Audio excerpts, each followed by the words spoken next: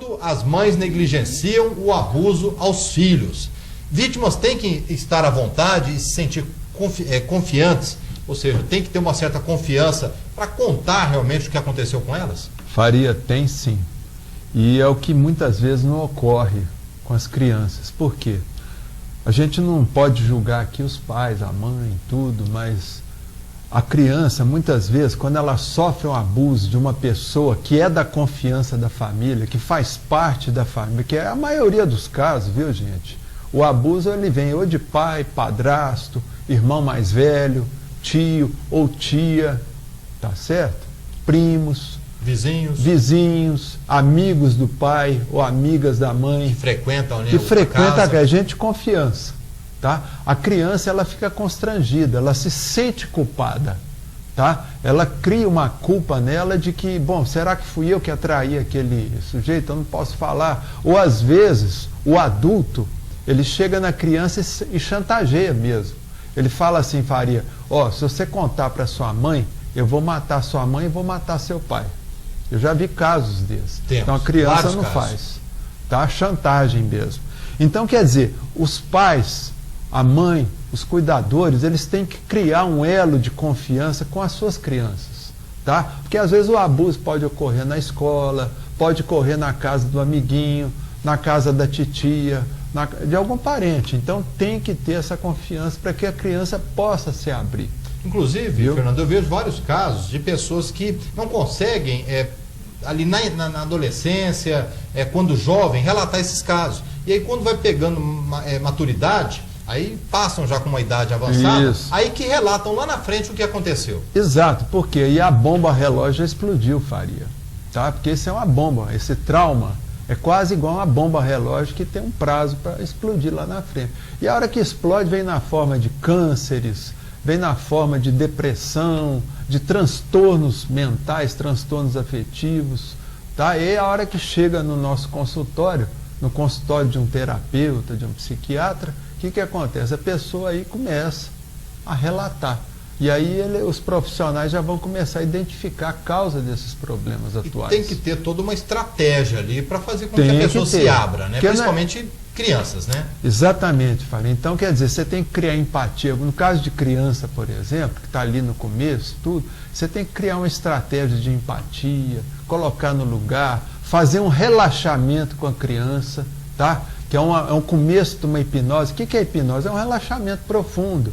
E aí a criança, a gente fala assim, vamos voltar ali nos seus 4 anos de idade, você está sentindo algum cheiro, o que está acontecendo, um barulho e tal. Agora, quando é adulto, você não precisa disso.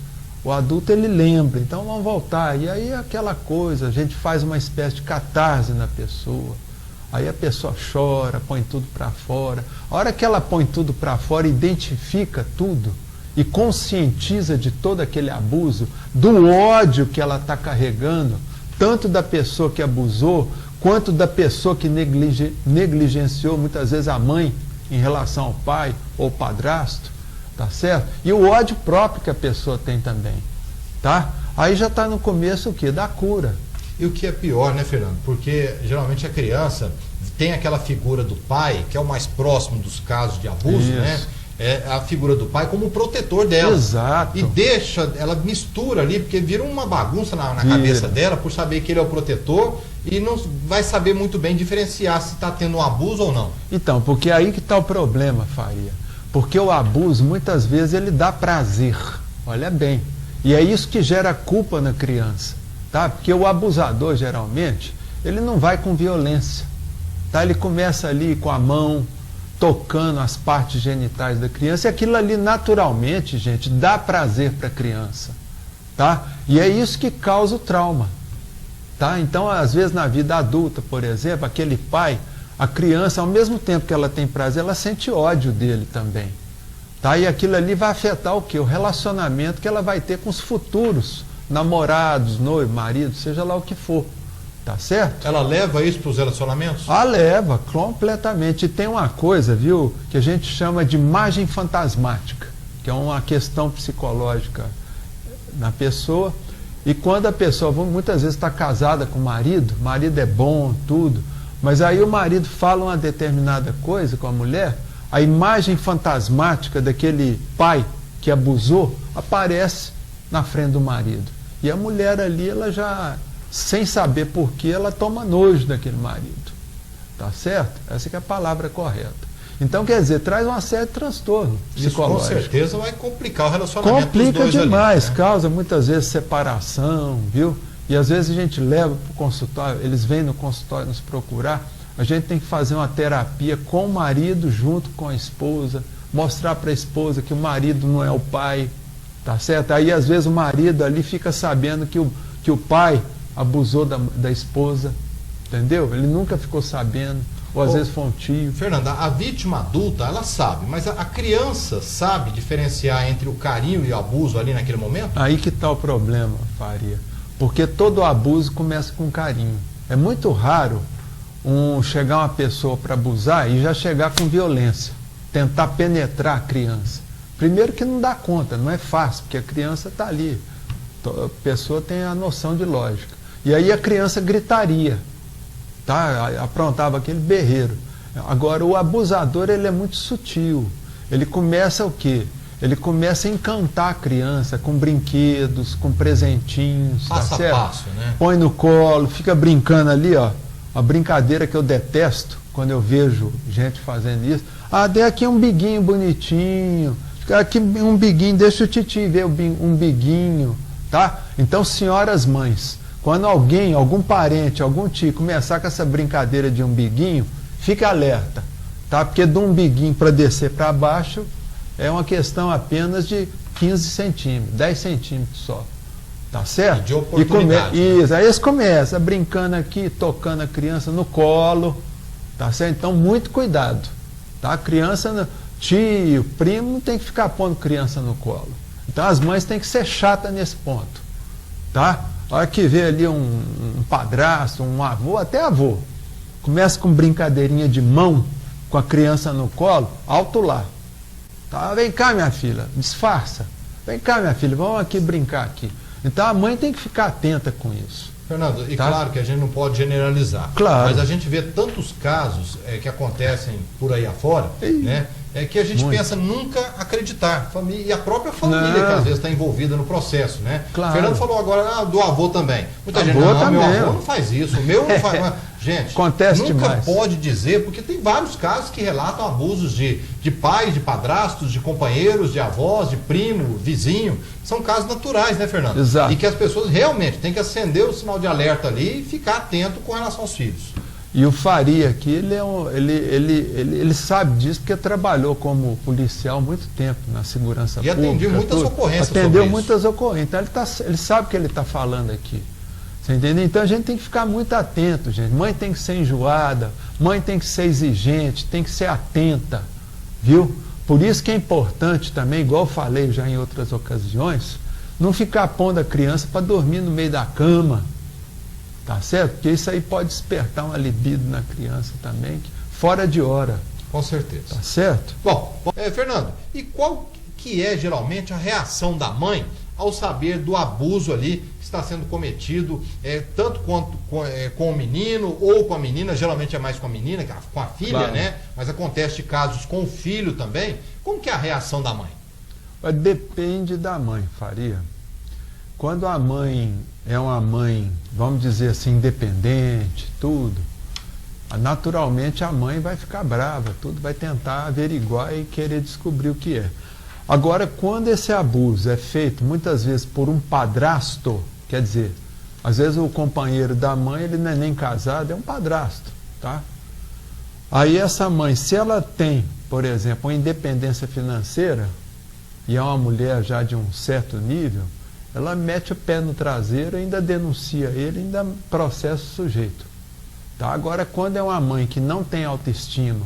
Você diz que essa é a mãe independente. Independente. Né?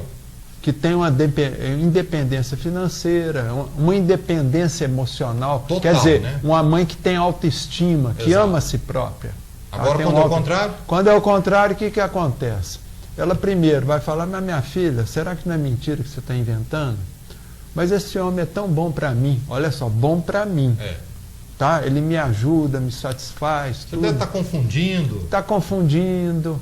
Você está entendendo? É aquela velha história. A mãe não tem autoestima, a mãe não tem como se manter financeiramente, então o que ela está olhando? Ela está olhando o lado dela. Tá aí o lado do companheiro lá, que às vezes é bonzinho com ela. Já começa a defender o companheiro. Já começa a defender o companheiro. Né? Exatamente. Isso aí, gente, gera um trauma violento na criança. Porque não tem o apoio da mãe. Isso, e a criança vai desenvolver um ódio muito grande pela mãe. Tá? Ela vai desenvolver... mas não é pelo agressor? Não, é mais pela mãe. Porque a mãe está sendo o quê? Negligente. Omissa. A mãe está sendo egoísta. Tá olhando ao lado dela, não da filha. E geralmente, quando a filha está um pouquinho maior, a mãe, às vezes, manda para o meio da rua, fala, minha filha, não quero te ver aqui, abandona aquele menor. Eu já ia te perguntar justamente isso. A consequência pode ser até mesmo colocar a filha para fora de casa. Eu já vi muito caso. Tá? A mãe coloca a filha para fora de casa e a filha acaba se prostituindo. Ou vai mexer com droga, tudo.